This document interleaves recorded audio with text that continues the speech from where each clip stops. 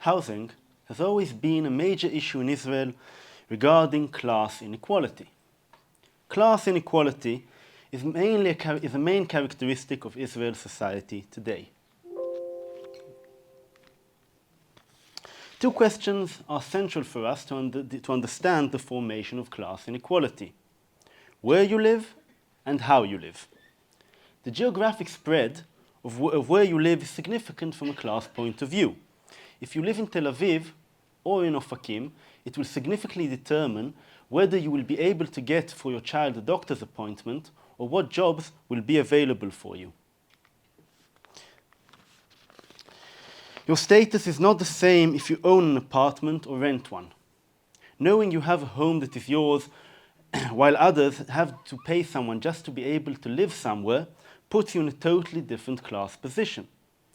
So, housing helps us understand who is well off and who is not.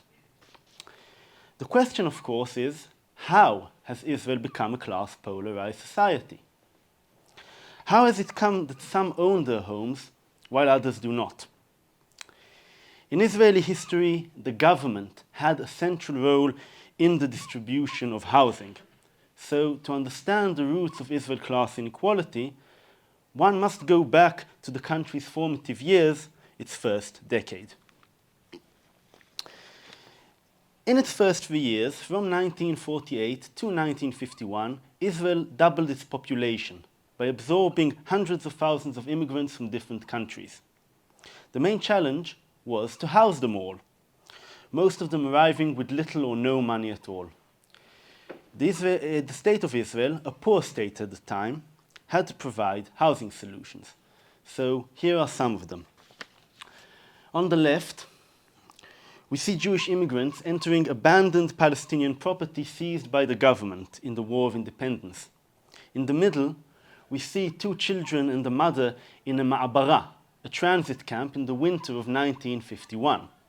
And on the right-hand picture, we see tents being put down next to the newly erected housing for the new immigrants, the shikunim.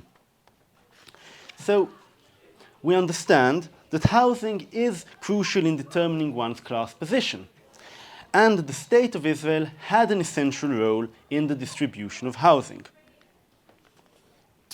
This leads to the main question I want to answer. How did the state of Israel distribute its housing? Who got which type of housing, where, when, and why? What were the criteria for who was sent to Netivot and who to Ramat Gan? You see, the outcome of these policies affected the future of these people very much, and we can even feel the outcome now, 60 or 70 years later. Now, there can be many explanations for inequality of housing, but you must agree with me that there's a difference in an explanation like time of immigration and an explanation like ethnic discrimination. All the different explanations that can be divided in the end to 2 main groups: intentional or unintentional. Meaning, was the inequality a result of difficult objective conditions, or was it an intentional government discrimination?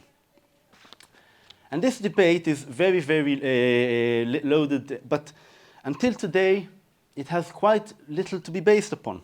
To this day, scholars have employed only partial empirical data and relatively little official archival material. Therefore, ideology and theory play a central role in this debate.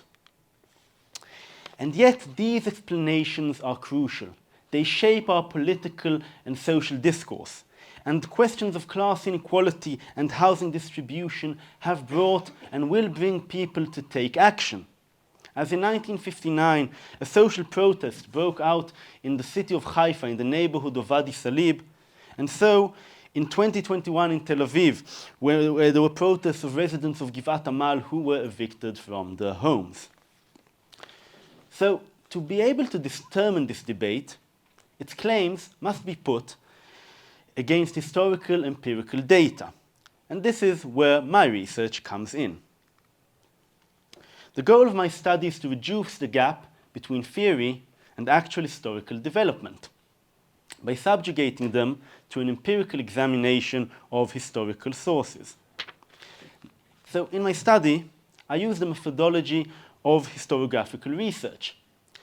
I go into the archives and I read the myriads of documents left behind of the time that I'm researching dealing with housing. I read government meetings concerning it. I read protocols and I read correspondence by officials and civil servants, decisions made by the Jewish agency regarding Aliyah, letters that the new immigrants themselves wrote, newspaper articles of the time, court rulings, and many more. So let's look at a few examples. This is a protocol of the Jewish Agency's Executive Committee in 1950. In it, they are discussing the question of giving special privileges to Jews arriving from Poland. In the beginning, they decide to give them special treatment, and later on, Prime Minister David Ben-Gurion changes his mind, and he says, "I wish to confess my sin.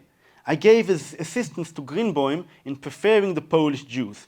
I regret it. A Jew that comes to Israel does not do the Jewish people a favor. If I hadn't come a long time ago, I would have been burnt in Majdanek. Why should we give privileges to a Polish Jew?" So, when reading this text, I need to try and actually understand it. What we see is that Greenbaum wanted to give special treatment to Polish Jews and that Ben-Gurion firstly agreed, but later he changes his mind. And I come in here and I need to try and understand what was the special treatment Greenbaum wanted to give, what did he actually give, and what actually happened in reality in the end. This is another example. This is a memo of the economic advisory staff of the Prime Minister regarding the Shikun Amami housing scheme or popular housing program. It is from 1953. And in it, who wrote this memo is actually discussing the inequality that this scheme was creating. And it says, "Serious thought should be given to the fact of the glaring contrast between the standards of Shikun Amami and the standards being provided in agricultural and immigrant housing. Stage B of Shikun Amami, if based upon 4,000 units of Stage A standards, would use up enough resources to build homes for half of the families in the Ma'abarot." So what we understand here is that the government decided to build 4,000 units of high standard housing, and at the same time, the same amount of money could build about, let's say, 12,000 units for residents who were living in the Ma'abarot at the time, in tents. And what we understand that these were actually alternatives back then. It's not me coming later and saying, yeah, this is what I think they were doing. No, this is what they're saying at the time. And it was criticism of the housing inequality that this scheme was creating. So by reading all these resources, I wish to reconstruct a picture of a lost past. This picture can show us what was the government's policy at the time. And then, after we know this, we can start discussing if the inequalities and class disparities were mainly an outcome of policy or of objective economic conditions. Class inequality is an open wound for Israeli society. When discussed, it is always done very, very emotionally. Therefore, when discussing the past, it is very important that we get our facts right. History, when done correctly, helps us adopt broader perspectives on how we have gotten here. It may even illuminate ways of dealing with the housing crisis and inequalities that we are facing today. Thank you very much.